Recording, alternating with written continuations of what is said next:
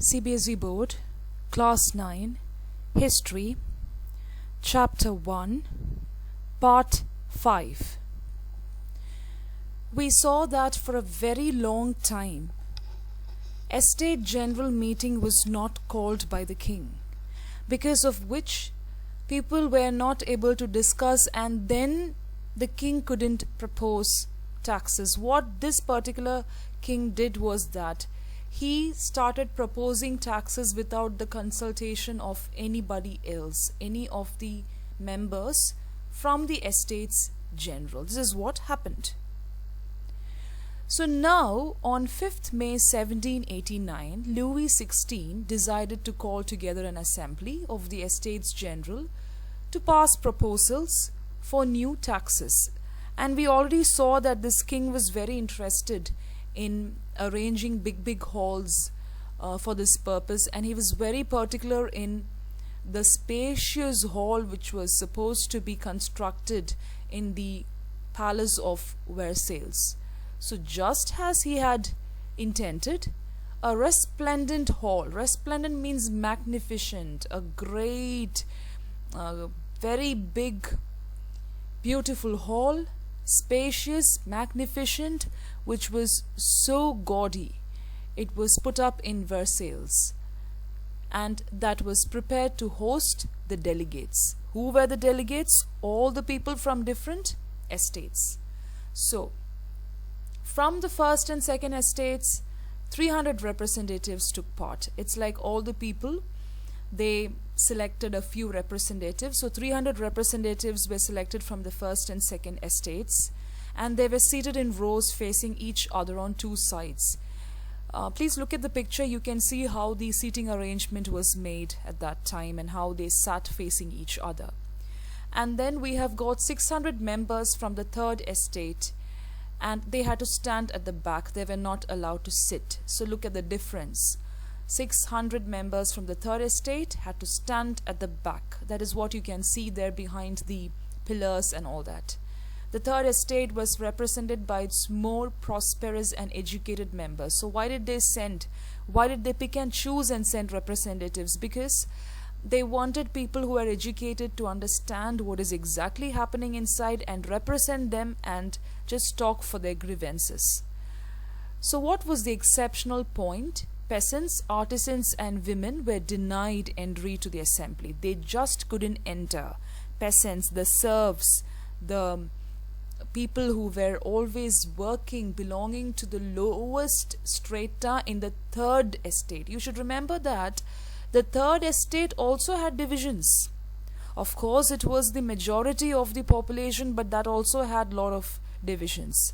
However, their grievances and demands were listed in some 40,000 letters. So all these representatives brought in their grievances, their petitions. All that was brought in by writing it on letters, and it was represented in this particular assembly, and it came to around 40,000 letters which the representatives had brought with them. For what? So that the people will read and try to solve their issues and problems.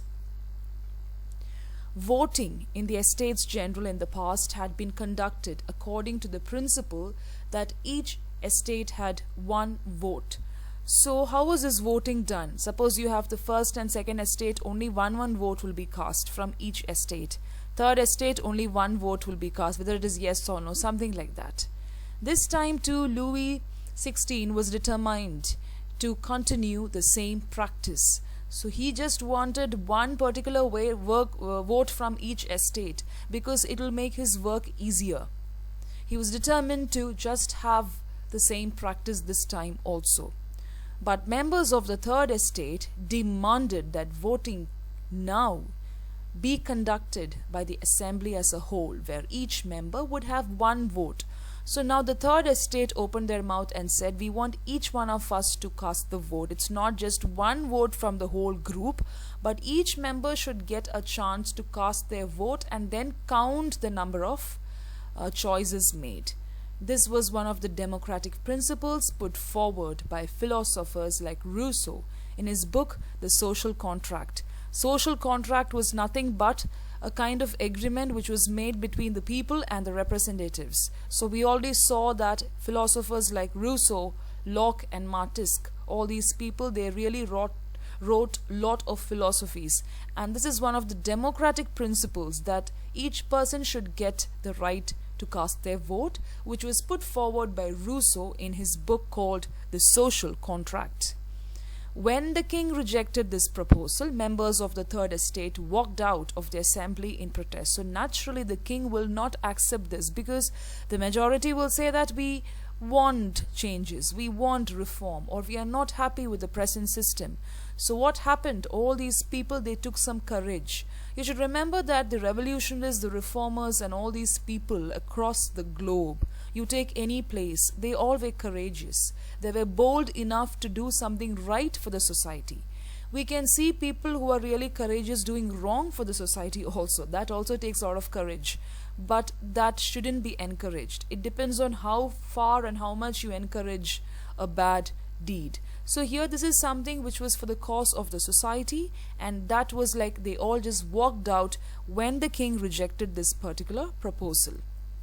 The representatives of the Third Estate viewed themselves as spokesmen for the whole French nation. So it is actually true, because so much of the population was represented in the Third Estate. Others were just 60 and maybe 10% of the whole population. So you have maximum here in the Third Estate. Most of the representatives belonged to the Third Estate, and they really was a part of the whole French nation. So when the majority is in the Third Estate, they should be allowed to cast their vote, was their view, and that was their viewpoint which they strongly expressed. On 20th June, they assembled in the hall of an indoor tennis court in the grounds of Versailles. Did they just walk off like that and stop doing their work towards reform? No, on 20th June they came back. They assembled in an indoor tennis court, especially in the grounds of that great palace of Versailles. They declared themselves a national assembly. So without asking anybody, they declared themselves as a national assembly and swore not to disperse till they had drafted a constitution for France that would limit the powers of the monarch. So they themselves said that we will form the National Assembly. There can be a question on why they declared themselves as a National Assembly, because they represented majority of the French nation. They belong to the Third Estate, and 90% of the population belong to the Third Estate, which means that they represented whole of French nation. So as per the right point, or as per the truth, it is like, practically speaking, you have to allow majority of the people to cast their vote and look into what they really want. So they declared themselves a national assembly and swore not to disperse till they finish a constitution for themselves, for the nation of France, that would limit the powers of the monarch and give more powers to whom? To the people, who is really the deciding factor there. They were led by two people, Mirabeau and Abbé Sieyès, two revolutionaries. Mirabeau was born in a noble family, but was convinced of the need to do away with a society of feudal privilege. Though Mirabeau was born in a noble family, he could have easily supported the noble family because he had all the privileges. But what did he do? He just thought out of his limits, or his comfort zone. He came out of his comfort zone, and he really convinced himself and others to do away with the society of the feudal system and the feudal privilege, especially the privilege that is granted by your birth, the destiny that is granted by your birth. All these things he was against. He brought out a journal and delivered powerful speeches to the crowds assembled at Versailles. So he was the leader, and he started talking after bringing out a journal. You can see the pictures of both the people on the screen. You have Mirabeau on top and then Abbé Sieyès down. So Abbé Sieyès, originally a priest, he was a priest, wrote an influential pamphlet called What is the Third State? So everybody was good in writing the journals, they were good in writing the pamphlets, all these kind of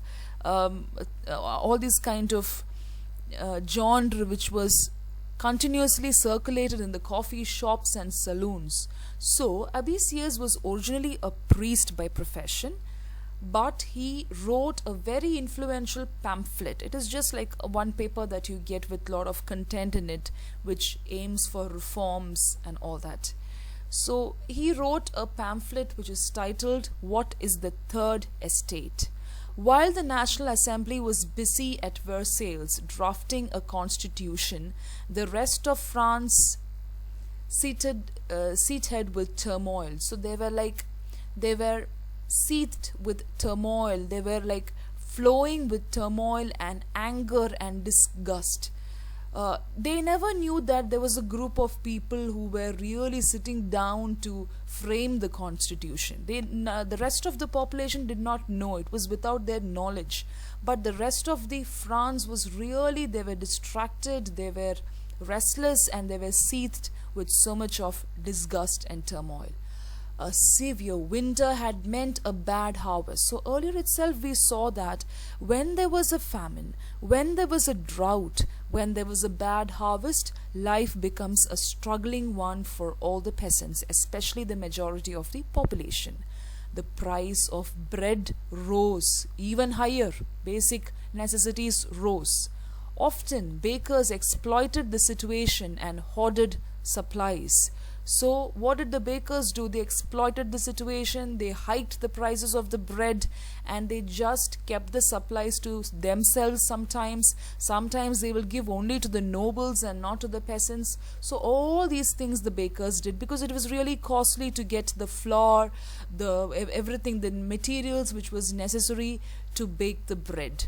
After spending hours in long queues at the bakery, crowds of angry women stormed into the shops. So they will wait in the long queue at the bakery, and after that these women used to just storm into the shop because they came to purchase bread.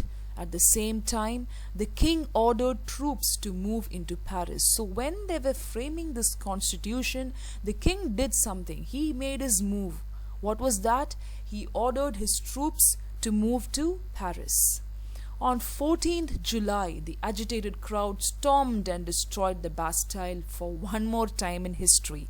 Earlier, it was done before Louis XVI ascended. Now on 14th July again, that is all that they knew. They just stormed into the Bastille prison and destroyed it for just like that. Forever they destroyed it. Earlier at least the remains was there, or it was renovated after that. Then again they destroyed the new renovated one. In the countryside, rumors spread from village to village that the lords of the manor had hired bands of brigands who were on their way to destroy the ripe crops. So this is a time, even in our country we can see, when people are really in need, there are chances that rumors spread, and it spreads and panics the normal citizens, the normal layman. So rumors started spreading from village to village that the lords of the manor is people who really had land, who had so much of wealth and all that, where the serfs worked on. So they hired people like, hooligans or people who are like rogues, and they were on their way to destroy the ripe crops. So their only hope was a ripe crop, and that also was going to be destroyed. That was a rumor which came about. Caught in a frenzy of fear. Frenzy means panicking situation. You're moving up and down with a lot of agitation and fear. Peasants just moved up and down. In several districts, what did they do, the peasants? They seized horse and pitchforks and attacked chateaux. What are horse? Can you see the picture on top just below the picture of Mirabeau? You have the horse there, and then you have the picture of the pitchfork here down beneath the screen. So these two things, these are the tools with which they worked. Who worked? The peasants. So they caught hold of all their tools, and in their agitation they attacked chateau.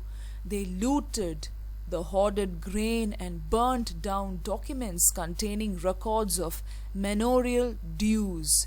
So these manors, the huge land manors, they will keep the record of the due that a peasant had to pay. Suppose they pay something, they will just put a tick mark, or they'll have the record. So there were a lot of due, like defaulters were there. So what they did is they looted the hoarded grain. It's not that the nation or the country did not have grain to feed the people. That is not the condition. Everything was there, but they did not give to the needy, and they just hiked the prices, and that was not fair.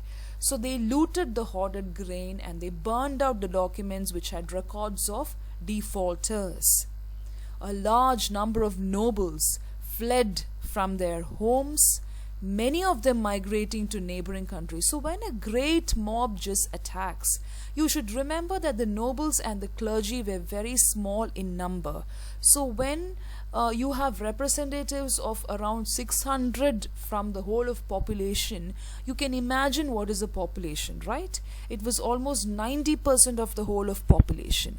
So when a large group just started getting agitated and broke open into the documents and into the public buildings, the nobles naturally got scared, and they fled from their homes, and many of them fled to their neighboring countries. So they just ran away with a lot of fear. That is what we can see here.